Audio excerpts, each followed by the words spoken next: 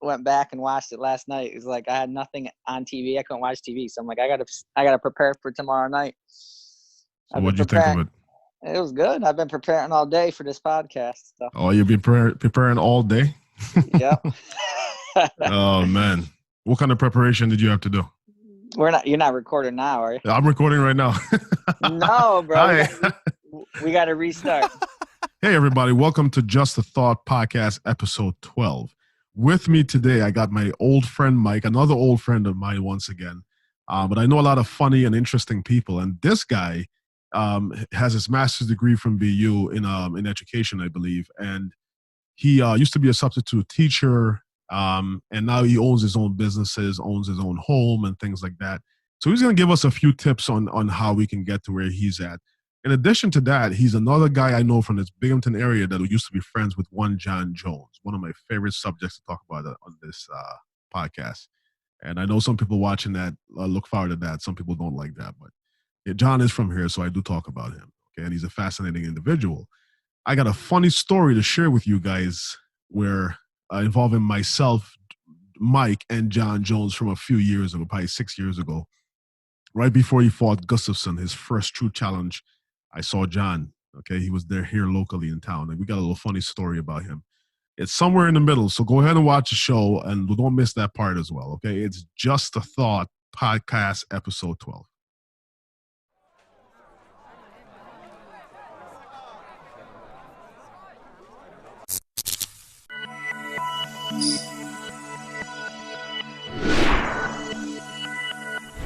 Just a thought.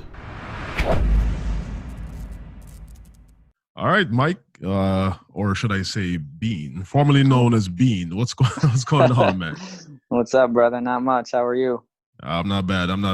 Now, when I first met you, they told me to call you Bean. Why was that?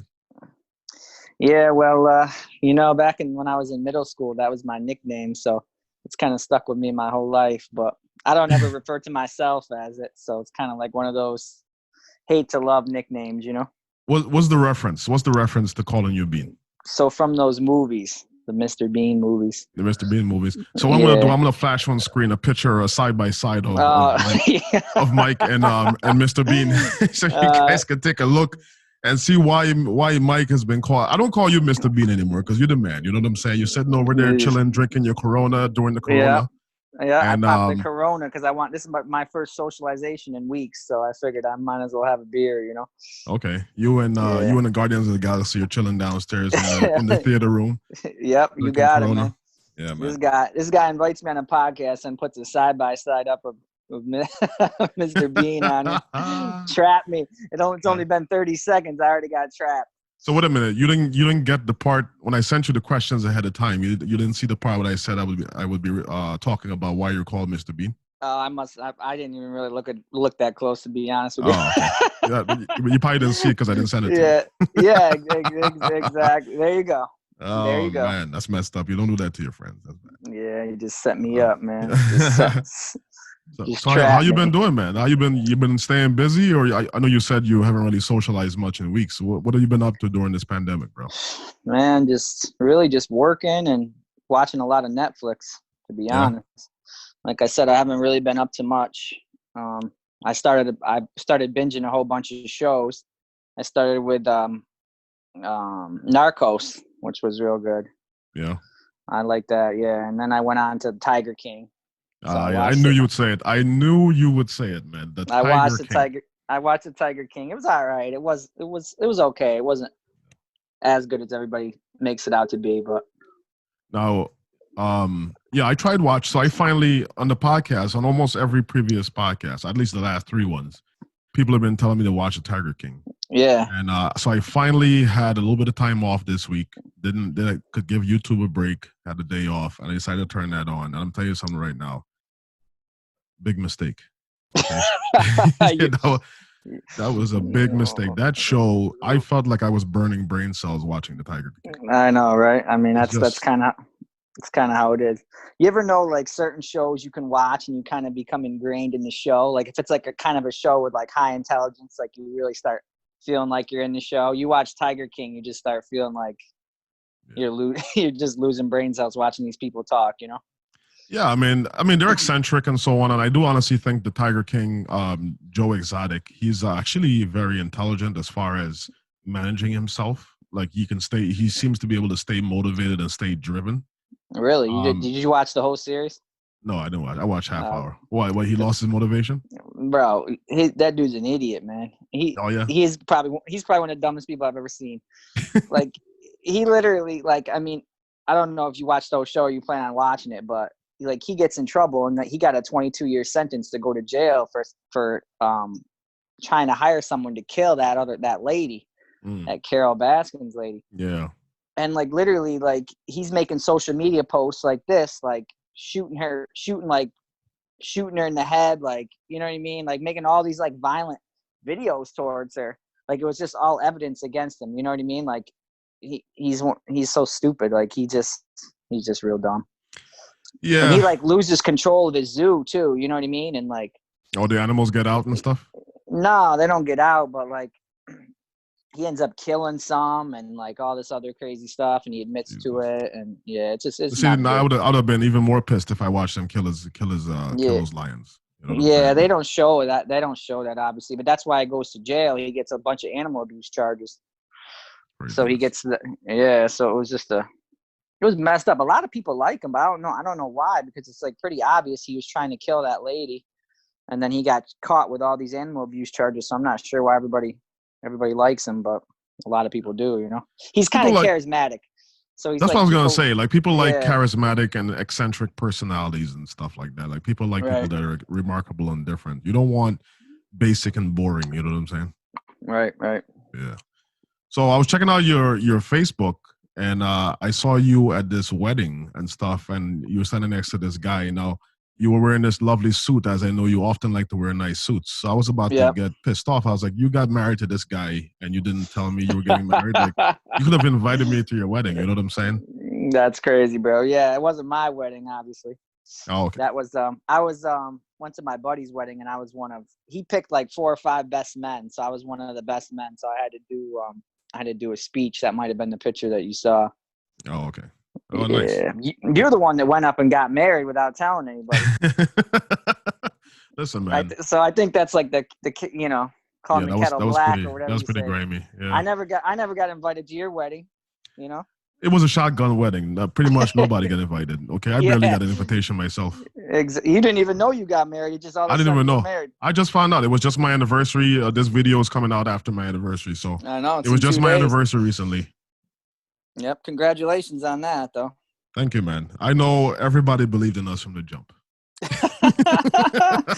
Nah, I don't think anybody necessarily doubted it, but like I said, nobody knew about it. It was just like all of a sudden came on Facebook, you were married. And I was like, oh, damn, I haven't talked to this guy in a little while. And just went up and got married. Well, the next step for me is to get a bunch of lions. Okay, just so you know, I'm Joe Exotic, the sequel. Okay, I'm Johannes Exotic. I can see that. Yeah. We'll just have to start it up in St. Lucia or Guyana. We'll have that'll be wonderful. Animal park. Dude, I should be in St. Lucia right now as we're recording. Like, I should be like right now. Yeah, I planned for my anniversary. I fully paid for a trip to St. Lucia, first class flights, and I was staying at Rodney Bay, which is this beautiful bay in the rich area of St. Lucia called Cap Estate, overlooking the ocean and everything like that. I paid for a full solid week there. We had a private cottage. We had jacuzzi on the deck. Wow. Yeah, we had, it was just nice, bro. And I remember you telling me about that because I wanted to go, but I think I said like, oh, I'm not going to be able to make it. Or maybe you didn't invite me to this because it was an anniversary. It's anniversary, yeah. But we got to plan something, man. We got to do it. You know what I'm saying? It's on my list, man. I want to go to St. Lucia. Yeah. But travel's getting all messed up. I was supposed to be in Florida a couple of weeks ago. Yeah. And that, there's just no travel right now, obviously. Yeah. So did you get your money back and stuff, or did you? Yeah. I got a full refund. I got everything back super quick as well. No issues at all. And I feel bad for the guy that runs the Airbnb because he was a nice French guy. St. Lucia is a French Creole speaking country. A lot of French people there. So I feel kind of bad for the guy. because I was gonna have him like stock the fridge with like fruits and vegetables for us. Because we're going down there, we weren't gonna eat pizza and hamburgers. We were just gonna eat local fruits and vegetables. Right, So right. he was willing to do that for us and make a lot of concessions for us. He's a very nice guy. So I'm definitely gonna book with him and stuff like that. Maybe I should pass his information on to you. If you ever Oh yeah, decide to go solution without me, you can def- book with him. yeah, man. Well, I'm sure. Did you get a voucher for your flights, or did you get a full refund? No, I got a full cash refund, man, right back into my Really? bank account. Yeah, I was lucky. Wow. Okay. Yeah. So you'll just have to plan another trip sometime. hmm No. So, dude, how long we been friends, man? Roughly. No, I don't know. That's a good question. It's been a while though, for sure. When did we go to Vegas? Do you know what We year? we went to Las Vegas in December of 2012, and I remember the exact month because that was a memorable trip. We had a lot of fun. Yeah, We got that into a was lot of we got into a lot of trouble yeah, or yeah. potential trouble. Okay, That was a good time. But that was a good yeah, time. so it was right around then, right? Because it must have been 2011 or so. Because I knew you for a little while before we went to Vegas. Yeah, it was probably if it wasn't late 2010, it might have been 2011. But I think, Yeah. honestly speaking, I think it was. I'm pretty sure it was 2010, late 2010, because I'm pretty sure I was in nursing school at the time, and I graduated nursing school in the summer of 2011. Did you? Um, yeah, Yeah, I remember meeting you. I feel like I must have met you with Rico. I'm not sure yeah. though. Oh yeah, we were pre gaming at Chris Torres' house, previous Yeah. podcast, and yeah, we were pre gaming. That's when I met you over there, and we started hanging out and stuff like that, getting into a lot of trouble. And Yeah. we're Yeah. in our 20s. We were in our 20s, so for me, I don't live that bachelor life anymore. I know you do. You're a single guy, so do your Nah, thing. well, I mean, like I said, I haven't done anything in weeks. I mean, even before the pandemic, I wasn't doing that much, Yeah. Now, just when I kind of met relaxing. you, you were still living at home, and at the time, I think you were 46 at the time when you were still living at home. Yeah. Now I'm going reverse in age though. you, That's how I do it. yeah, you're like I'm like Benjamin Button. Benjamin Button. That's you. Yep. You got a new nickname now. You were Bean, now you're Benjamin Button. Yep. That's me, But man. but Pretty uh but soon my hair is gonna go from gray to black. yeah. I'll be honest with you, man. My beard, as you can see, it looks jet black, bro. This is completely dyed. Like Bro, if I didn't dye my beard, it would look white. Okay. I was laughing so hard when like I listened to that in the podcast with Torres. I was laughing. I was like, no way. I mean, I dyed my hair for a long time, but now that it's more like one solid color, I'm just kind of rocking it. Yeah, it looks good on you, man. You look like a silver Yeah, fox. The gray hair looks good yeah, on men. You know what I'm saying? Look distinguished and stuff like that. yeah. That's what I'm going for, man. Yeah. Silver Yeah, man. fox. Yeah, man. But we were getting into we're having a lot of fun, and we were going out regularly on the weekends and things like that. And obviously, I'm not encouraging people to live this kind of life, but at some point, you got to have some fun, especially in your 20s. That's when you could kind of have a good time.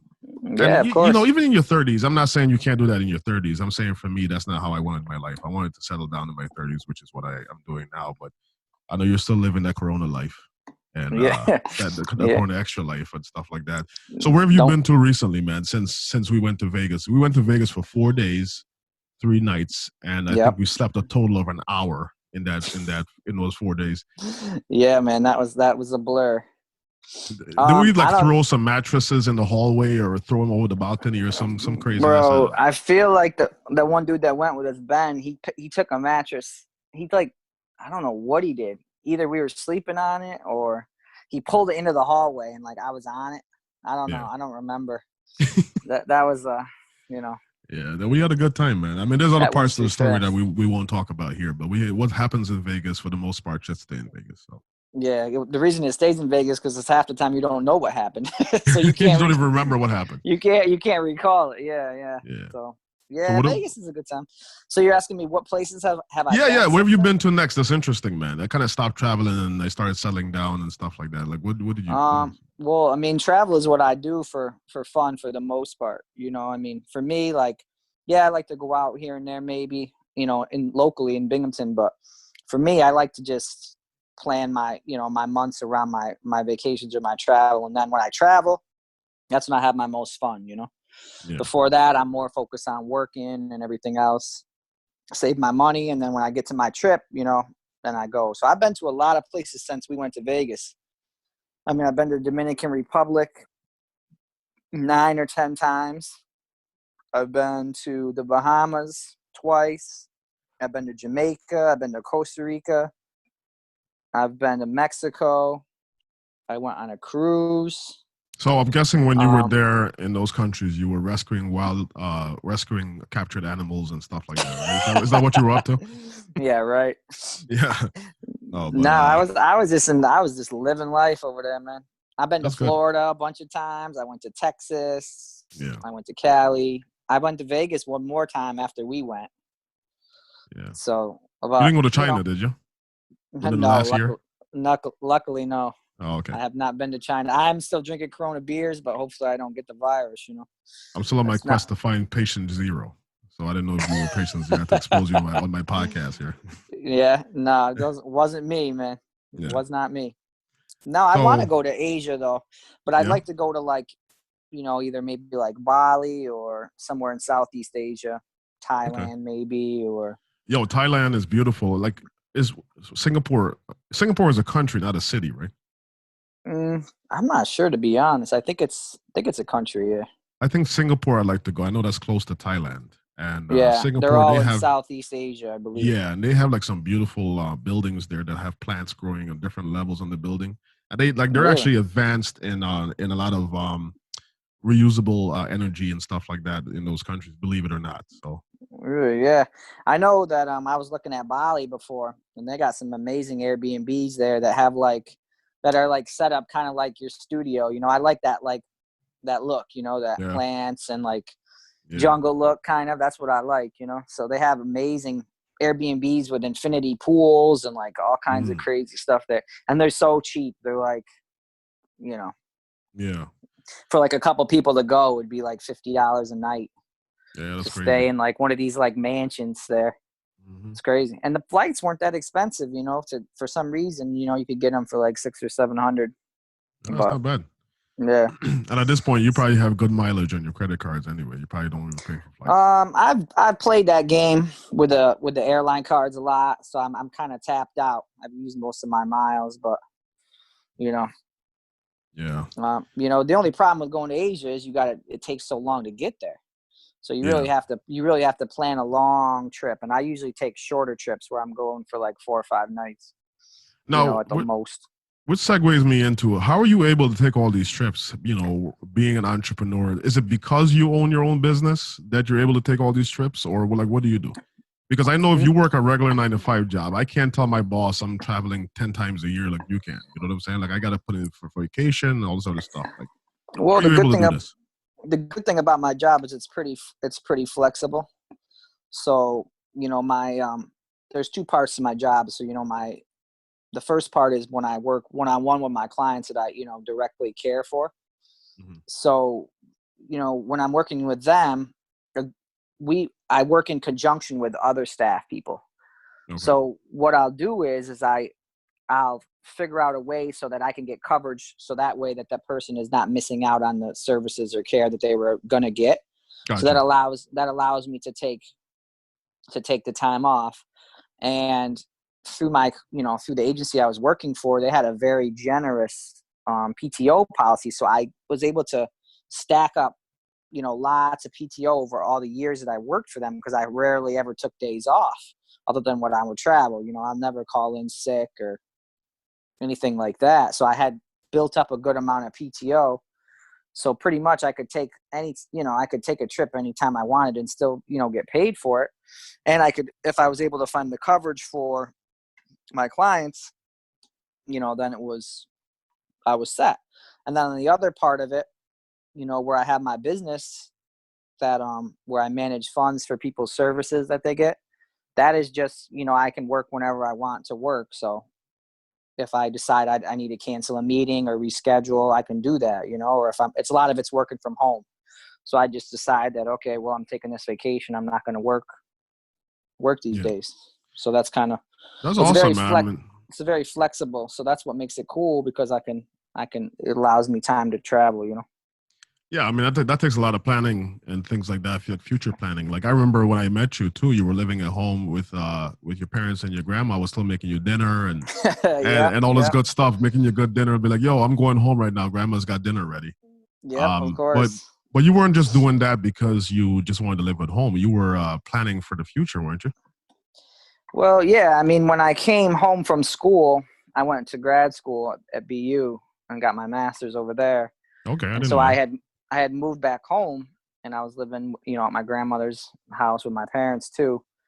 And I didn't work at all really, other than like a summer job while I was in college. But once I got my degree, then I started working, and I just saved up most of the money that I got so that I was able to get a little nest egg going. Hmm. And lived.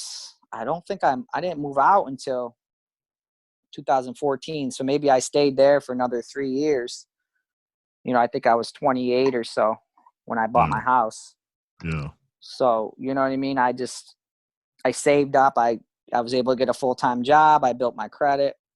I just did these smart financial moves, and then I was able to get my house, and then that's when I moved out. So some of those smart, I don't know, obviously that's one of them, but tell us some of those smart financial moves. What kind of tips can you give to people for as far as building their credit and sort of starting to build a nest egg? Like, how do they have to think about their finances? Well, for finances, it's never, what I always try to tell people is it's never what you make, it's what you spend, right? So if I make $1 million a year and I spend $1,001,001,000, I'm negative 1,000, right? I spent more than what I made, right? So if you can spend a lot less than you make, then that allows you to save. I know you had that podcast or that video about the 50-20-30 rule or whatever it was, Yeah, I where got that idea from you, man. yeah, yeah.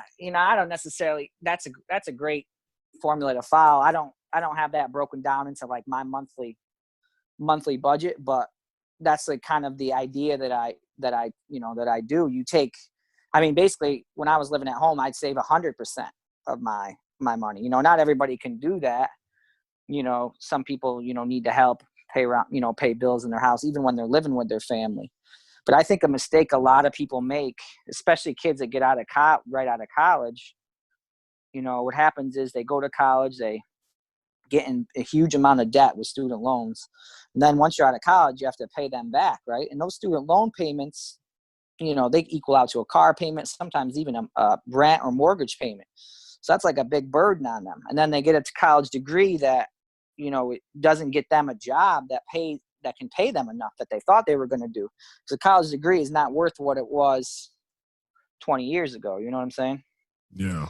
So then they get into a situation where, maybe they get a good job, maybe they get a decent job and they start working. So then, they're making pretty good money, but they got to pay student loans, they got a car payment, they got insurance. Then they want to move out.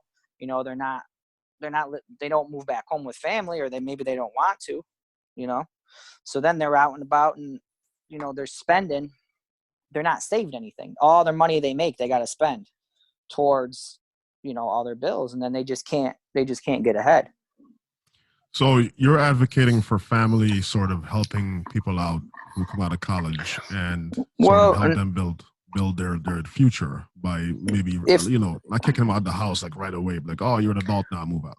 yeah, it depends. I mean, sometimes there's different family dynamics. Sometimes, the kids maybe they don't want to live at home with their family, or maybe their family doesn't want them there, or some families are strict where they say, yeah, you're done, you're 18, you're 21, you got to you got to be an adult now, get out on your own. But, I mean, I would say if you have a supportive family and they say, hey, we're cool with you living here while you get things, in order, I would say that, it's good to take that because, that helps you get ahead. If you can save the majority of your money, if you save 90% of your money, even if you're not making any money, that's going to add up quickly over time. Yeah. You know what I'm saying? Like, that's like example. Let's say you get out of school and you're making 30 grand a year, which isn't a lot, but it's okay. Let's say you're making 30 grand and you stay at home and, you save 20 grand. Now you got 20 grand in the bank. Yeah. You know what I'm saying? That's only for 1 year. Yeah. Yeah. I mean, you have to really live smartly. I remember we would go out and you'd have your dad would pick us up and stuff like that. So you were very careful in making sure you weren't driving drunk or anything like that, so that you don't risk your future, risk your license, risk your money. That's another thing. Yeah, driving drunk is it's just, I learned when I was young, you know what I mean? Just don't ever drink, don't ever drink and drive. Because number one, you can get, you're going to get a felony. It's going to cost you $7,000 to $10,000. You know what I mean? It's just not worth it. Yeah. So, but again, I had support. Like I could call my dad up and he would come pick me up.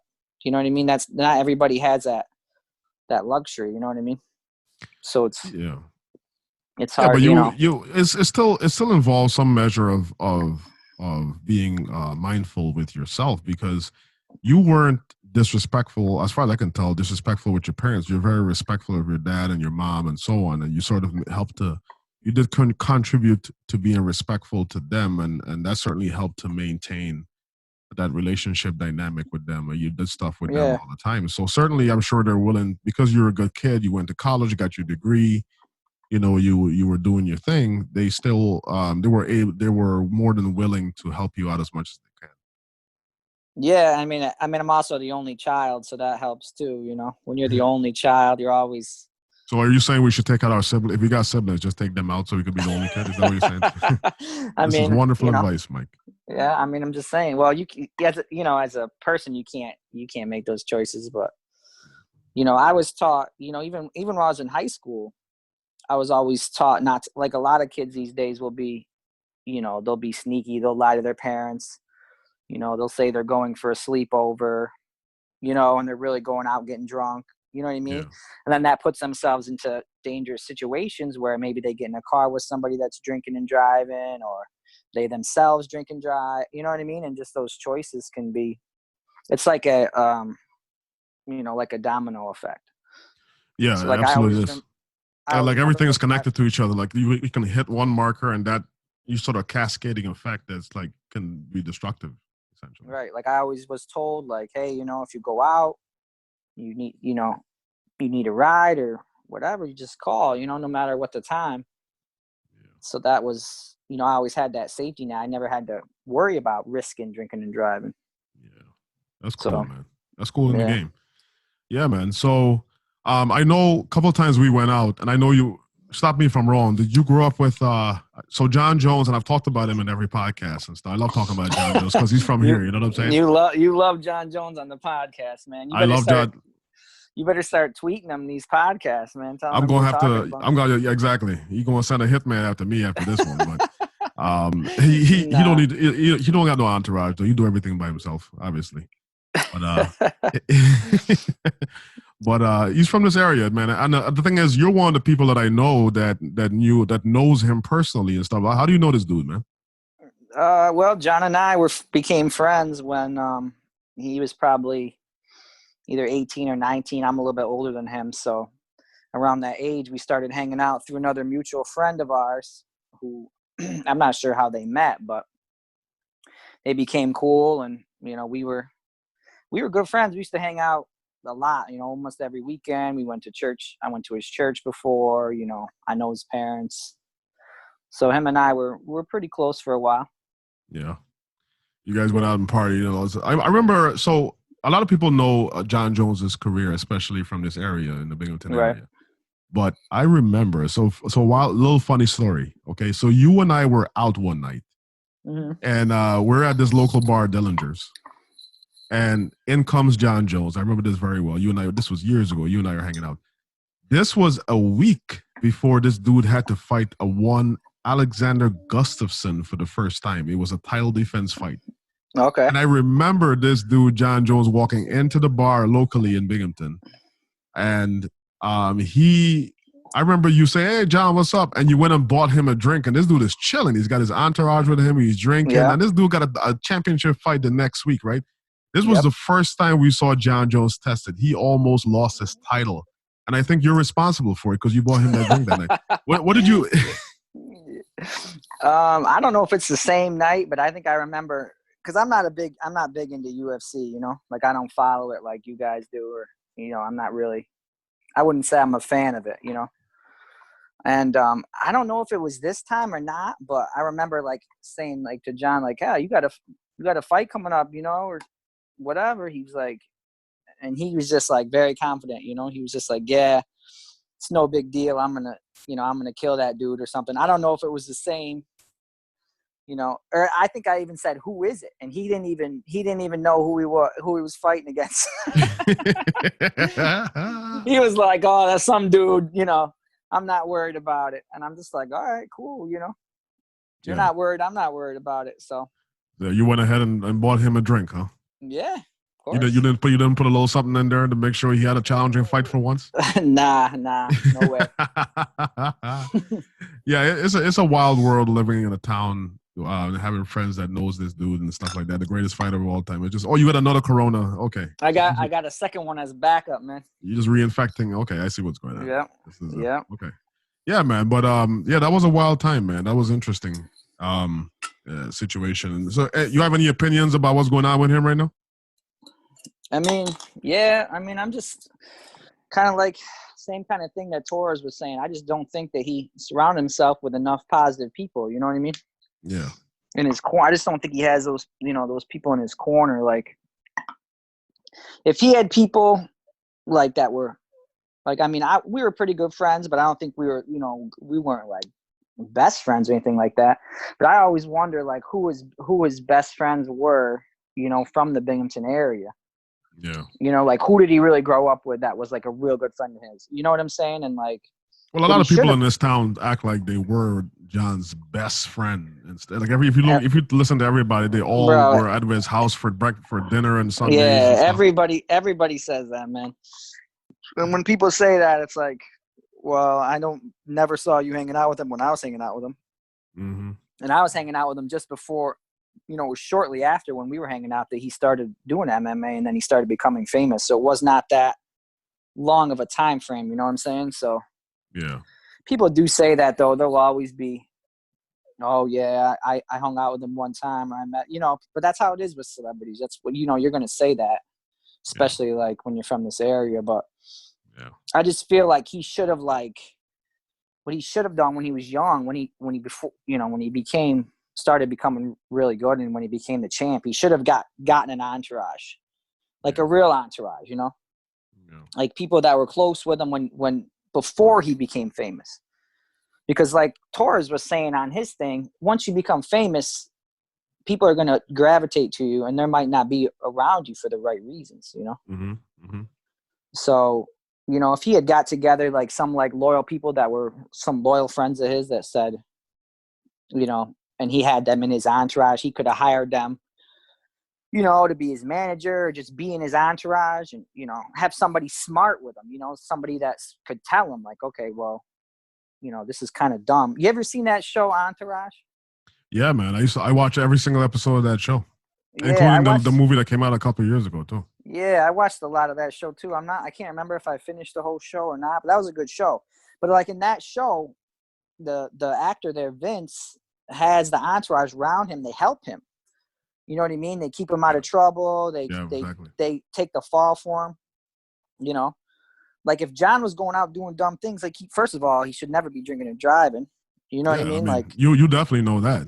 you know, I mean, that's just like common sense. Like you just either hire a driver, you're a celebrity, you should have a driver, you should, or take an Uber. Okay.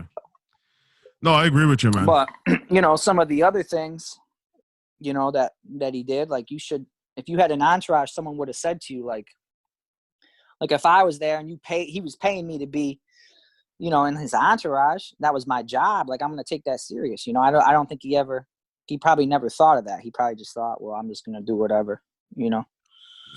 And I think if he had gotten like some close friends with him, people that were friends with him before he became famous, that were going to be loyal to him, that might have helped him out.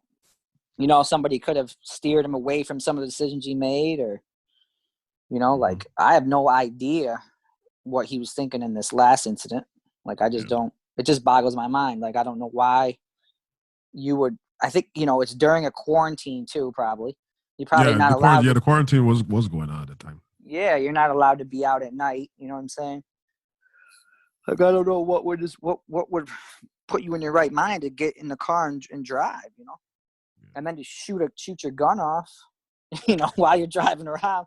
A wild life, a wild man life, yo. Yeah, but it's just like, I don't know. It's like whoever is with him. I mean, you got to be responsible for your own decisions, but I'm sure whoever was with him influenced him somehow. You know what I'm saying? I don't know. It's not a positive influence. Yeah.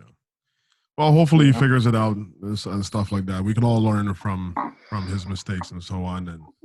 And well, that's a part of life. You know what I mean? Like, we all make mistakes, and then you just gotta learn from them. If you don't learn from your mistakes, then you're not gaining anything. Mm-hmm. And so backtracking real quick, man. So tell me about your business right now, man. Let me ask you this question. What do you really want to do? Do you want to work for yourself? Do you want to work for other people? Or you just sort of follow the money trail? Like, what exactly is your well, site? I like what I'm doing now because I'm helping a lot of people. So I mean, that's one important thing for me. Okay. I like to help people. So that's one thing that motivates me now. You feel like it's your purpose, like it gives you some sort of sense of fulfillment. Like why is helping people and sort of working? Because ever since I've known you, and I'm sure before that, you've been working with special needs people, and of course your business is centered around that. Why is that? Like, what do you think is the driving force, or what started that initial feeling that this is my purpose? Assuming it is. Well, yeah, I mean, my first job I had was working at a summer camp with kids with special needs, kids and young adults. And, I just loved it. Yeah. And, I went to school to be a teacher, so that's kind of a different route. But then I was just given an opportunity to get into this field more, and I couldn't find a teaching job, once I got my degree. So, I kind of got into the field, and then I was, I had some good mentors, and they educated me on opportunities of how I could advance, in the field that I was doing. And I just, took those opportunities. Now you have one client that I know everybody in town knows you for having. We're not going to say his name, due to HIPAA violations, potentially, but tell us why you have gravitated towards this one client and you've sort of been with him for as long as you have. You guys almost seem like family at this point. Oh yeah, we're pretty much like family, man. I mean, that's kind of how it goes, when you're, even when in this field, that's similar. But we've been, I've been working with him for going on, 9 years, so it's a long time.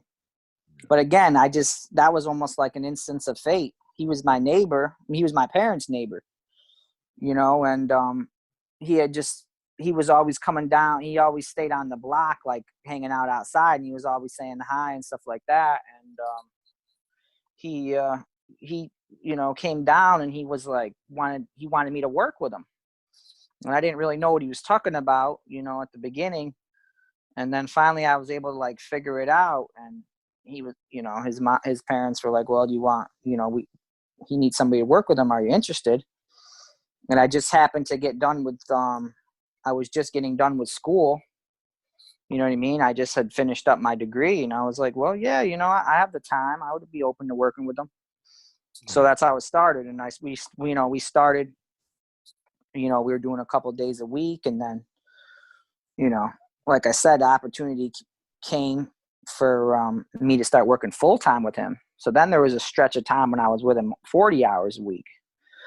And, then I picked up a couple other clients. So then we ended up, now we're down to like 25 hours or so a week that we work. So, it was kind of like a thing of fate. Like, I was at the summer camp and he was trying to get me to work with him, and summer camp ended, and the person who ended up being my mentor was like, hey, I have an individual that I would like you to work with.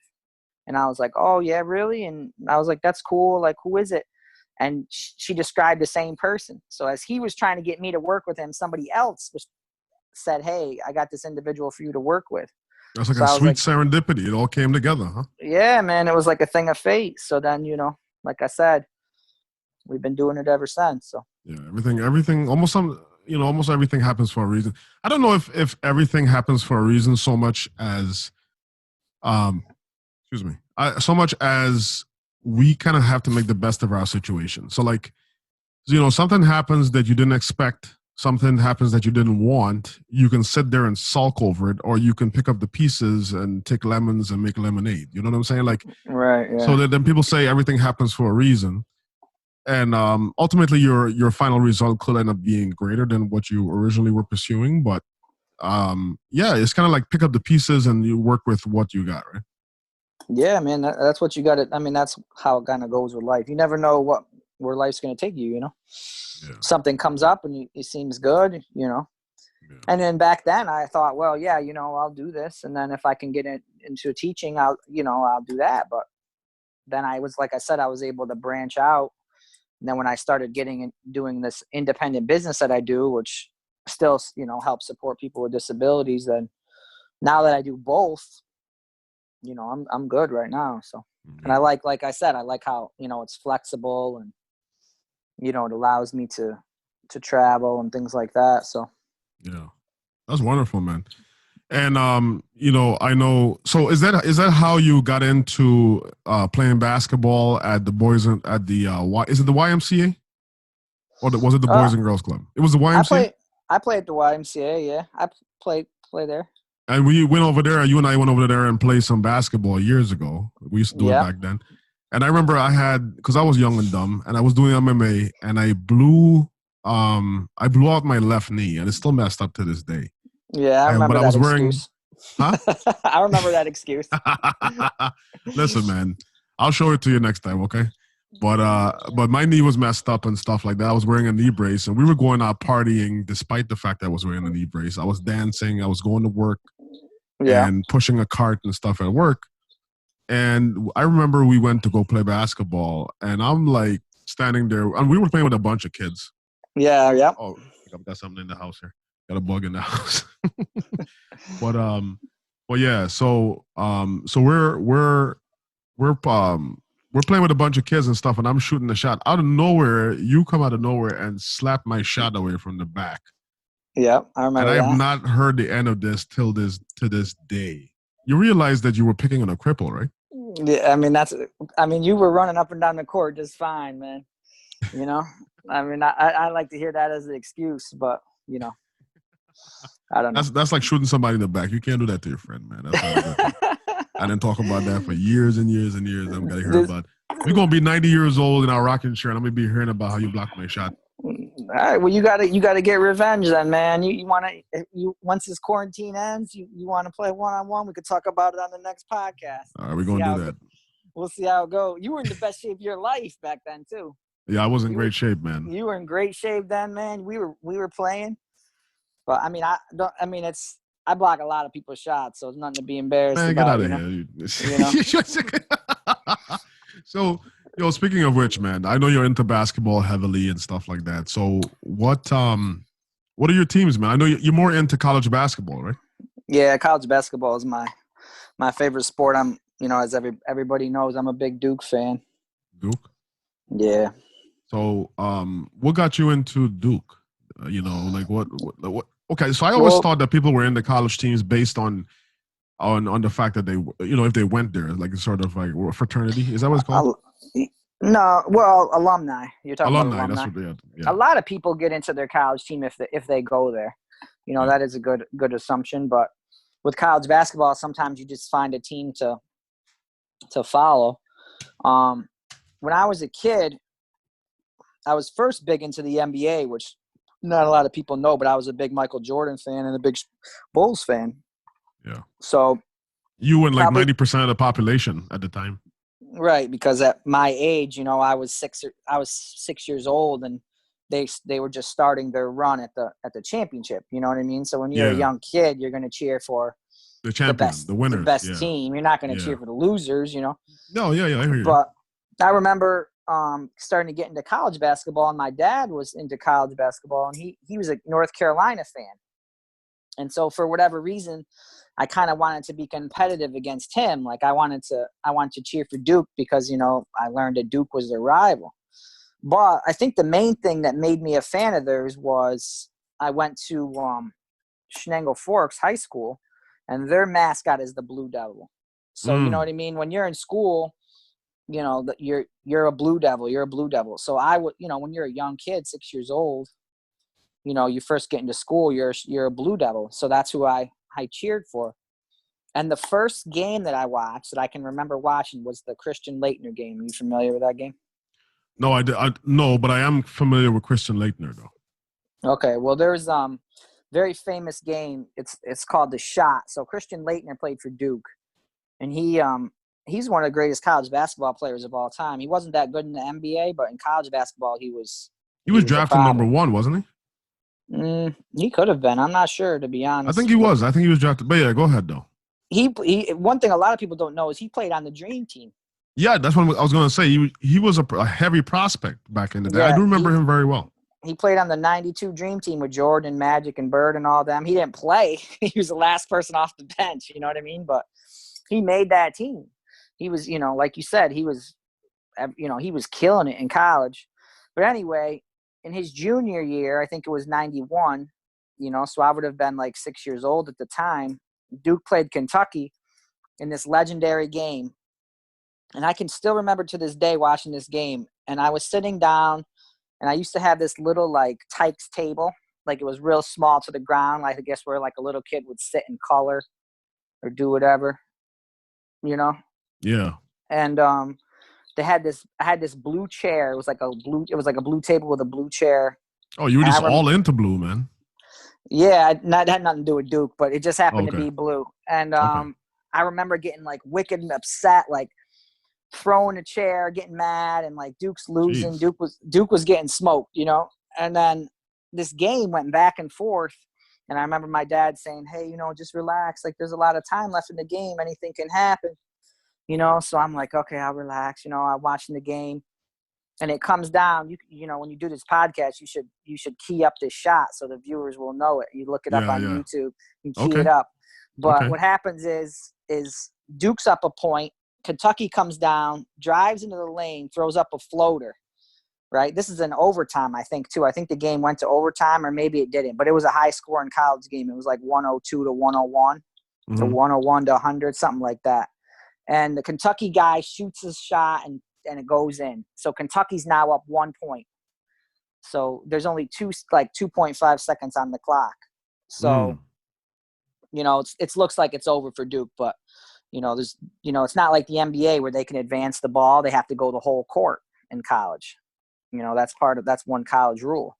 Okay. So, they call timeout, and they throw the ball down the court, full length of the court pass. Christian Laettner catches the ball, takes a dribble, turns around, fades away, and shoots it and hits it at the buzzer and wins and beats Kentucky. So this was for the game to go to the Final Four. So, it goes down as one of the most legendary shots ever. In that game, he had a perfect game. He didn't miss a single shot from the floor and didn't miss a single free throw. He was 10 for 10 from the floor and 10 for 10 from the line, or something crazy like that.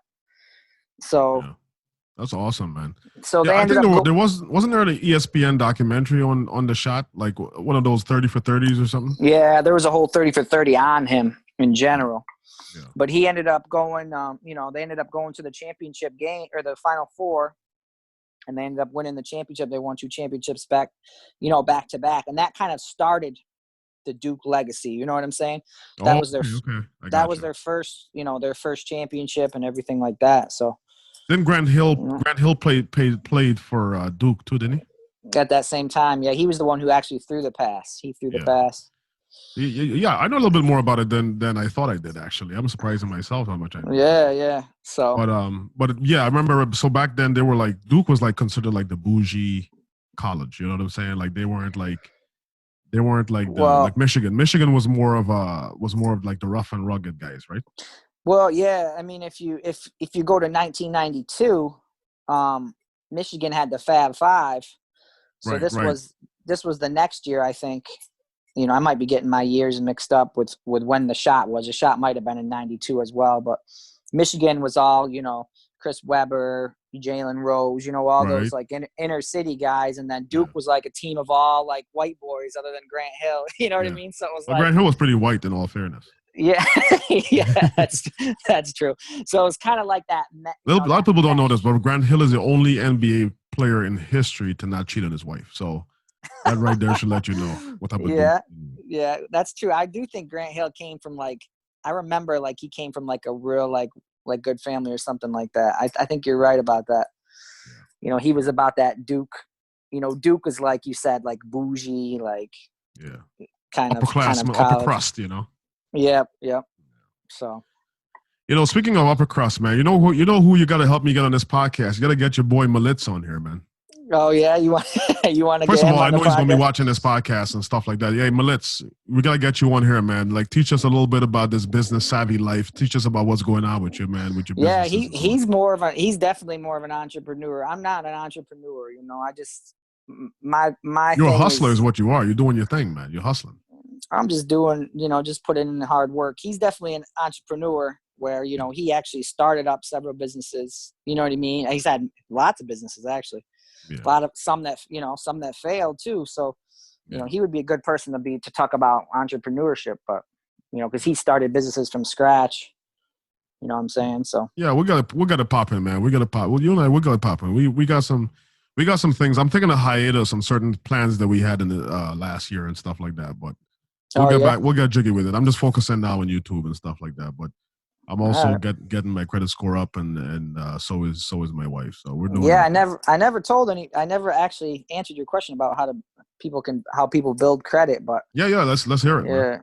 Well, I mean, basically you just have to start small. If you're a kid, if you're a young kid and you want to build credit, you should try to get either a store card, like a Hollister card or Express or whatever store you like to shop at. That's a good place to start if you're young, and you can start making charges on it and then just paying them off. That's one way, or if you can apply and get an actual credit card, like a Capital One or whatever, and they give you a low credit limit, like of a couple $100, what you want to do is you want to put something on that credit card that you're going to pay off anyway. So like, say you have a bill that you got to pay, like your phone bill or utility bill, cable, internet. You put that on your credit card because you have to pay that every month. You're going to pay that every month anyway, right? And then over the course of a year, that adds up to a good amount. You put it on your card, you pay it off. You put it on the card, you pay it off. And then that slowly builds your credit up. That's the only place you can start, because a lot of times what happens is you want credit and then you don't have any. And that happened to me, and I wasn't even young because I never even had a credit card or never, I didn't work that much when I was young, when I was in college and stuff. So when I got to the point where I wanted to try to get an auto loan, I couldn't do it, So then I had to go to I remember going to the bank and they told me, well, look, you don't have any credit. So I'm like, okay, well, how do I get it? I remember I went out and bought a watch, and then I just paid that off over the course of 6 months or a year. Mm-hmm. Something that you can afford. Try to make a larger purchase, but it's something that you can afford monthly. And something so like put your bills on there and stuff like that. I think one of the ways I started out building my credit back up, because I destroyed my credit when I was in college, like a lot of people do. You just think you're young and you got time to do it, so you just act like an idiot. But one of the ways I built mine back up was with a secured credit card. You got that. So you pay, and I think Capital One. I've had a good relationship with Capital One, and I signed up. I paid like $50 for a secured credit card with them. And my credit score was in the toilet, and they gave me a $200 credit line off of $50, which is pretty good. And then eventually, no, they gave me $150, and then the other 50 was me, so it was $200. And then I think after 3 months of making regular payments on small bills, they gave me the $50 back. So it was no longer secured, and it was just straight $200 credit. And then from there, I think if I made 5 months of payments, then they bumped it up to 500 to $300 and then 500. And it just Yep. kept going snowballing from there. And then they send you other credit card offers and stuff like that. You make payments on those, and then they give you another credit card, $3,000 credit card, $7,000 credit card, and things like that. Yep. Eventually, you can get to the point where you're like Mike and you have a $2 million credit line. Yeah, not quite that much, but yeah. I mean, it's crazy. Like I didn't even. You're exactly right. They all of a sudden it's in the thousands. Yeah. Not like I would ever use that. Well, that's a funny thing about it. Like, what are we gonna ever use that money for? Like, if you gotta make a quick getaway, you gotta like, you know what I'm saying? You gotta go hide somewhere in China or something because some guys are after you. Like, why would you ever use? I don't know, but I guess it's kind of cool to have it. Yeah. You know, I don't know. It's just kind of almost nice to just look at it. Like, here's my black card. You know. Yeah. Yeah, man, that's cool, man. Yeah. So if you you know, looking into it now, so if you could speak to yourself, I know you've made a lot of good decisions and things like that, and I've never really known you to be a guy to make too many bad decisions, honestly, you know, and make bad moves and things like that. But if you had to speak to him, how old are you now? 32? 33? 34 now. Oh, 34. Oh, cool. Snap. Okay. Yeah, man. I'm getting up there, bro. I'm 36, so I don't want to hear it, man. Yeah, I know. But, you got that white beard. Yeah, man. White beard. Good old Saint Nick is what they call it. You got no chance on the basketball court right now. You'll be surprised. You ever seen the big three? You see all those guys in the big three, they're all grayed out and stuff, still doing their thing. All right. Yeah, we'll see. We'll see. After my knee replacements on my bionic knee, I'll be right there with you. All right, man. I hear you. But yeah, but if you could speak to yourself from 15 years ago, so that would put you at about 19 years old, what would you say to that guy? To my 19-year-old self? Yeah. Honestly, I wouldn't change anything that I did, to tell you the truth. I kind of had a feeling you'd say that. I wouldn't tell that person, like, don't do that. I mean, when I was 19, I just graduated high school. So I was just going to college. You know, I think I made the right decision. Yeah. You know, to go to college. I had a great time there. You know, I did well in school. Mm-hmm.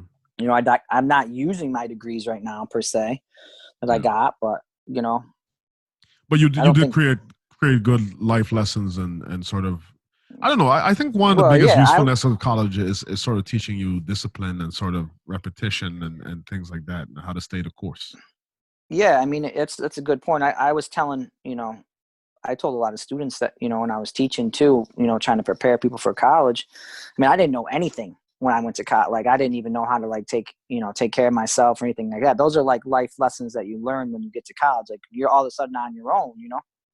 You don't got anybody telling you what to do. You know, you're the only one that decides whether you're going to go to class or you're going to do your homework. You're going to do, you know, you got to eat. You know what I'm saying? When you move off of college and you're living in your house, you got to cook for yourself. You know, I learned how to do all those things, you know, in college. So those are, you know, some things that, some good lessons that you learned. Good life lessons. And that's all that college does, is it really just prepares you for, its ideas to prepare you for, you know, the work in the future. Like the things that you learn in college, like 90% of it you don't use ever. Yeah. It's the same thing for high school. Oh, so you mean my art survey class I took when I was doing computer science? I'm not going to use that. My class where my teacher made me write a paper on what type of materials the artist used to make his painting. Yep. I got mad at me when I fell asleep during that class. That's a perfect example, man. You're never going to use that in the working world. But what you learn from college is like, you know, can you be on a deadline? Can you finish a task? Can you put in the work to get a good grade? You know what I'm saying? And that's the same thing that translates over to you know, the work world. Mm-hmm. So I think that's the whole point. I mean, obviously some colleges are teaching you a lot. Like if you go to medical school or you go to nursing school or you're really learning how to be that career. You know what I'm saying? But I think a lot of college classes are they're just trying to prepare you for the future. For the future work life, you know. Now, speaking of the future, where do you see yourself in, let's say, 10 to 15 years? Oh, man, I'll be pretty old by then, bro. Pretty old. At 50 years old? I'll be 50 years old, yeah. Well, right now I'm just kind of happy with what I'm doing. You know, I want to make more investments. I want to branch out. I want to try to, you know, get different streams of income, Yeah. and then we'll just see where things go. I'm not really, I do want to settle down and stuff like that too. And You do want to settle down? I want to work on. I mean, I'm not going to get married in like 2 weeks like you, but I mean, yeah. Yeah. But like one day you so what you think? Get married, have a couple of kids? Jay's gonna watch this and be like, "Yeah, I'm done with this dude." Nah, Jay is not like the last person I was with in our friendship that was highly insecure. Right. Like Jay does her thing. She lets me do my thing. So, yeah, I'm pretty happy. Like, and this is not. I'm saying I'm happy because she's watching this. Like I am pretty happy. Right, at least with this one, you're seeing me regularly. We talk and this and that. The last one, I think we went years before we saw each other. Yeah, man. I thought you were kidnapped or something. I thought you were done. I pretty much was, man. Yeah, that's crazy. So you get locked in the house. Yeah, but I learned yeah, a lot of foot license. I would like that, but it's hard, So yeah. But I got. It's hard to find the right one, huh? I got to get into those personality tests like you did, apparently. Yeah, man. Once you find the right personality type, then boom, you can get married in a week. Well, that's like. Listen, I do not recommend people do what I did or do what he just said. I'm just I'm an interesting person. That's the best I can say for myself. And I was very confident going into my marriage, but I understand that most people were not, and I wouldn't be confident if my kid came to me and said they met somebody 3 months ago and they were going to tie the knot. I would not recommend them doing that at all. I don't know though, to be honest, because it's not like you're young. You know what I mean? You're smart enough now to realize what you like, and you can feel that connection. So maybe and that's the thing I was going to say. The personality types is only a part of it. That's like the beginning. I would say it's like 25% of it. 75% of it is following a filter in your the way you look at the world and sort of checking yourself, like being self-aware. And I think one of those things, like for me, I discovered Buddhism philosophy within the time frame of that relationship I was talking about, and that's something that really changed me. And obviously, I've created a whole mantra for my life around that. But it's in staying mindful, and it's being self-aware. And some of what that entails is two things, according to the way I look at it, is the golden rule and honesty. Like you just have to be 100% honest with the person that you're with, because the moment you trust, it's over. First of all, second of all, have you noticed how a lot of people want people to be honest with them, but they have a hard time doing it themselves? Yeah, of course. Yeah. Yep. So that's where the golden rule comes in. So that's the other thing that the other thing that has sort of changed my life. I always had the golden rule as part of my life motto, but I definitely didn't have honesty as part of it. So I used to lie all the time in relationships. I had girlfriends in the past that I cheated on and lied to them about it and lied to the other one about the other one. You know what I'm saying? Like, right, yeah. Like change who I was, pretend to be who I wasn't so that I could track that person. And eventually you get found out. What's in the dark usually comes to light eventually. Yeah. And all that stuff catches up to you. And once you pull that thread of doubt, then the people, even if you aren't lying about other things, people will find stuff to say that you're lying about. If that makes any sense. Yeah, once you lose trust in somebody, then it's over with. It's all about good communication and trust. Once you lose that trust, and every time somebody does something, they might not even be doing anything, and you're still going to think that they're doing it. Yeah. So, they might not even be lying to you, but you think like, okay, well, they lied this time. So now they're, chances are they're lying again. It trains your mind to think that way. You know what I mean? Absolutely. And yeah, so I think honestly, the golden rule and honesty are the two biggest things for success in any relationship, but definitely we're talking about love and settling down. So if the day ever comes where, you make a woman take that personality test and you take an official one, first of all, you got to take an official one yourself and figure out who you are and do research into it.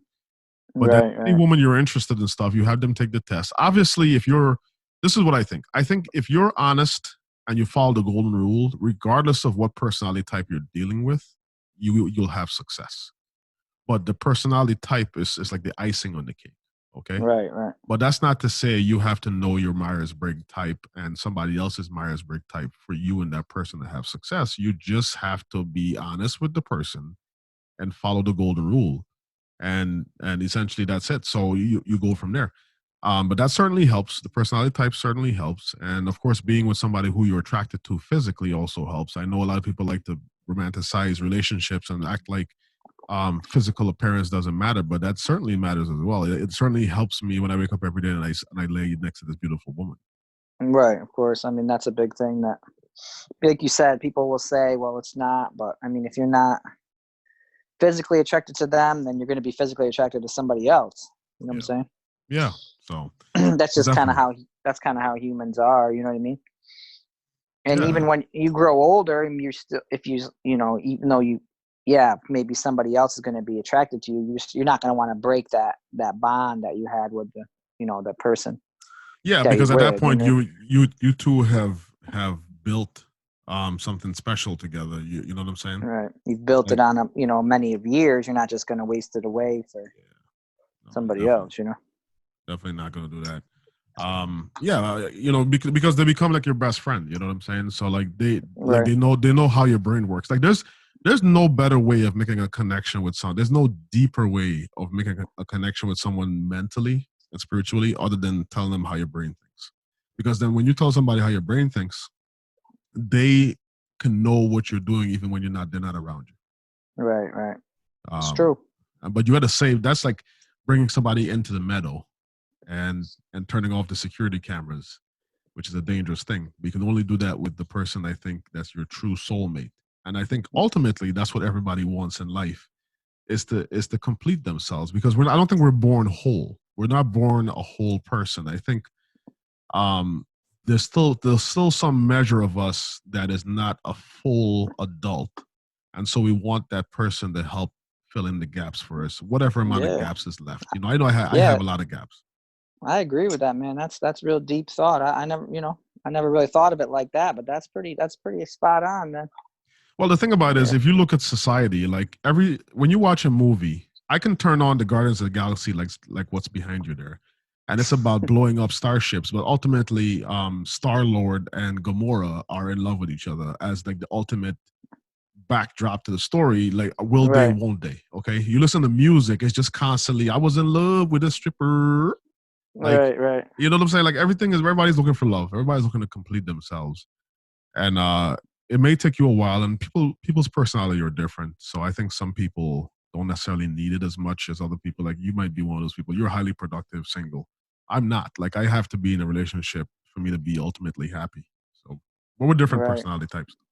Yeah. Well, Yeah. I mean, looking forward to the next chapter. You know what I'm saying? Whenever that comes for you, then Uncle Oh, Johans thanks, can man. come around when you have some kids running around the house and things like that. By that time, my Yeah, kids will man. be fully grown. You'll have your little ones there running around. I'll be laughing at you when you're It, it changing won't it, diapers at it won't 50 years matter old. because I'm going in reverse in age, remember? So it's okay. That's right. I forgot. So you'll be like 20 years old at that time. I'll be like, 20 and I'll be good. I'll have plenty of energy.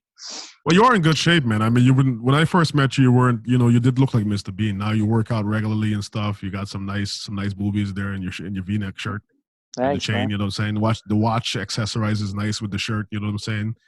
And the I told Reeboks you on your feet.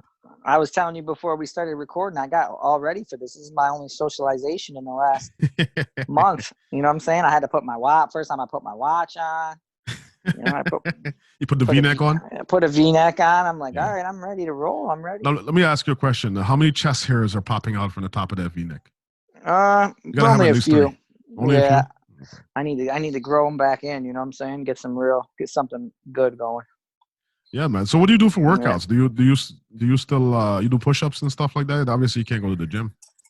Yeah. So pretty much like I've been working out every day in the house. I started out and I was doing kind of my own thing, and I was doing band workouts, and because I got a resistance band, Okay. and I was doing I was on YouTube and I was watching I was doing high intensity workouts, hit workouts, Yeah. and I was adding in the two, and I was doing some of my own thing. But then I actually went and got this workout DVD. I saw this girl that I know was selling it on Facebook. She was selling it for like real cheap, like, you know, the retail price on it was like a few hundred, and she was selling it for like $30. So I was like, I jumped on it, you know, and I got it, and I've been doing it. I've done about 10 workouts from it so far, maybe more. It's pretty cool. Like, I just put the DVD in and I just follow the workout. You got any cardio from that? Yeah, there's everything on here. There's you know, lifting workouts, and then there's cardio, and like yesterday I did like kickboxing. That was the first day I did kickboxing. Oh, nice. Basically it's like it's like 12 or 13 DVDs. So like you kind of just follow the calendar and it tells you which DVD to do. So like today I did lifting, you know what I mean? And then tomorrow it'll be a cardio, and then maybe Monday it'll be lifting, you know? So I just kind of follow along with whatever they tell me to do. And so Okay. I've just been doing that. I mean, you got to do what you got to do in the pandemic to stay in shape, man. That's it. Yeah, I mean, it is what it is. You know, I've been liking it. It gives me are you worried about this at all? Do you think, like, when do you think we're gonna get out of this crap? Yeah, man, I'm kind of worried about it, to be honest. Yeah. I'm not worried about it to the fact where like I'm worried about getting sick or whatever, but I'm worried, you know, about the ramifications of it. You know, it's really. You mean economically or socially? What do you mean? Yeah, I mean, there's many ramifications that can happen from this. I mean, you know, economically, people are getting crushed right now. You know, socially, people can't do anything. You know what I mean? Like, I mean, I already missed one vacation. I might miss another. You know, I have 2 more vacations for the summertime. My God forbid you miss your vacations to Timbuktu, you know, and then to traveling all over the place. But I mean, you got to think about the long term of this. Like, you know, when is the next time you'll be able to even go to a bar and have a drink with a friend if you want? No, that's real, man. That's real, because people are going to be so skittish even when they lift the bans, you know. Right. When are you going to be able to go to a casino again? You know what I mean? When are you going to be able to go to a concert again? Do you know what I'm saying? Like, they just need to, like, if they can come up with a pretty effective treatment for people that get like fairly sick. How about not treatment? How about a cure?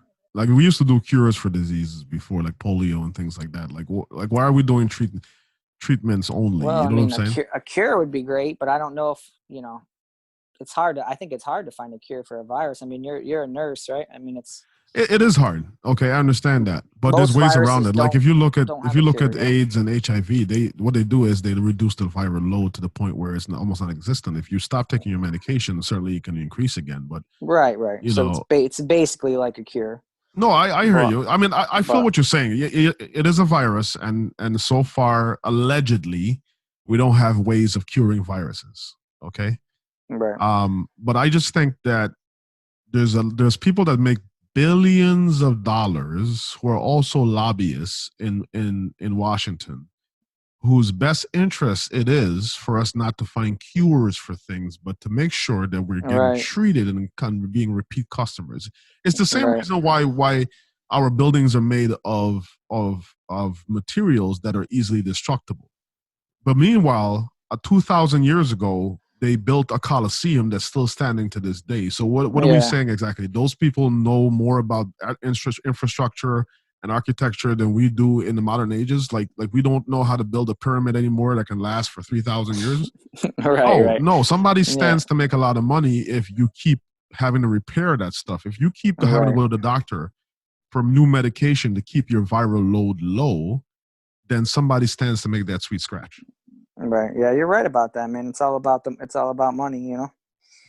So, but in this case, a lot of people are losing a lot of money. I mean, even in the medical field, people that aren't related to COVID, like, are getting laid off. You know what I mean? They're getting, you know, I don't know if you've seen any of that with where you're working, but are nurses coming in? Are they getting told to go home? Are they getting laid off?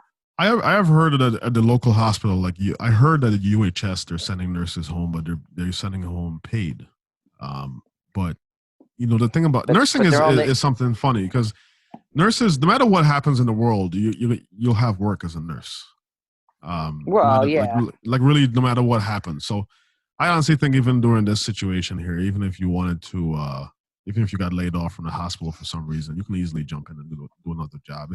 It's the other people that I'm worried about. I'm worried about the economy recovering from this. Yeah, I'm doing well financially now that this pandemic has happened, but it's not all about me. I like seeing. I don't want to see my friends and family suffering. Right. I mean, and I'm seeing that. That's the thing, though. You got to think like even if medical people are being affected by this, think about people that aren't in the medical field. You know what I mean? They're just getting crushed right now. Yeah. You know, I mean, I heard from a buddy of mine who's at UHS who said they're losing $25 million a week. Yeah. A week. Yeah. You know, that's the hospital losing that money. You know what I'm saying? Yeah, so that's true. That means if you're losing, they're not going to be able to sustain that for a very long period of time. And the reason is because no one is going to the hospital. No one's going to the doctors. You know what I'm saying? They're not going there. The only people that are going to the hospital are people that are in real serious emergencies or that I think they have COVID. You know what I'm saying? So it cuts down on all those, like if you had a routine doctor's appointment, you know what I'm saying? It's cutting it. Are you still there? No, I'm hearing you. I'm here. Okay. Yeah. You're not going. They're canceling everything. So like that affects that affects the economy, even the health sector. It's affected all aspects of the economy, and then people that can't work, like, people that work like at barbers or hair salons or the restaurant industry, the bar industry, entertainment, all those people are getting crushed right now. Small businesses, you know what I mean? Like, it's just not good. Yeah, people have to almost pivot and find and adapt. This is a quick case of Darwinism. As humans, we can adapt to almost and we've adapted to any situation throughout thousands and thousands of years, and we're still here. Our population numbers are growing, but it's very rarely do we have to adapt quickly, and that's where we struggle. And this is a lot of change in a short amount of time. I think that's really the biggest problem with what's going on here, is that we've had a lot of change in a short amount of time, but it almost makes you question if, I'm not saying Corona isn't dangerous, because it is, and I work in the medical field, so I know how dangerous it is. But we have so many people die every year from the flu and stuff like that. We don't shut everything down for that. I just question. Listen, here's the point I'm trying to make here. I don't believe everything I hear in the media. I just almost feel like there's something more to this story other than the Corona, for them shutting everything down. Okay, somebody's benefiting from this, or maybe they're trying to restructure society to some degree. I know that sounds a little bit like crazy talk, but society is being restructured at a quick pace before our eyes. Yeah, it's very true. I mean, you never really know. I mean, there's a lot of conspiracies out there. They could be true. Who knows? You know what I'm saying? It could be. We just have to adapt, do the best we can. If you have to become an essential worker, then that's what you got to do. Don't go the way of the dodo bird and die off because your food supply is gone or whatever the case is. Like, you just gotta change what you eat. You know what I'm saying? So, you hungry? Eat something else, because there's other ways of eating right now. People in the medical field, people in service industries, people who are doing food deliveries, they're thriving right now in this economy. So just adapt or die. I mean, there's no other way to say it. No nice way of saying it. Right. Yeah. Okay. I hear you, man. Yeah, brother. Hey, man. Hopefully things get better, though. Yeah, hopefully. I really appreciate you joining me, brother. I've been bugging you for a long time to come on the show. Yeah, I know, man. And I'm happy to be on. Yeah, man, you're a wonderful guy to talk to. You're very intelligent, obviously, very verbose. So it was good talking with you, and hopefully I can have you back on soon and bring Malitz with you. Let's have some more good conversation, stuff like maybe you can. You might get him on for like a total of 6 minutes. He's not that social. Oh yeah, you don't talk much. Yeah. Huh?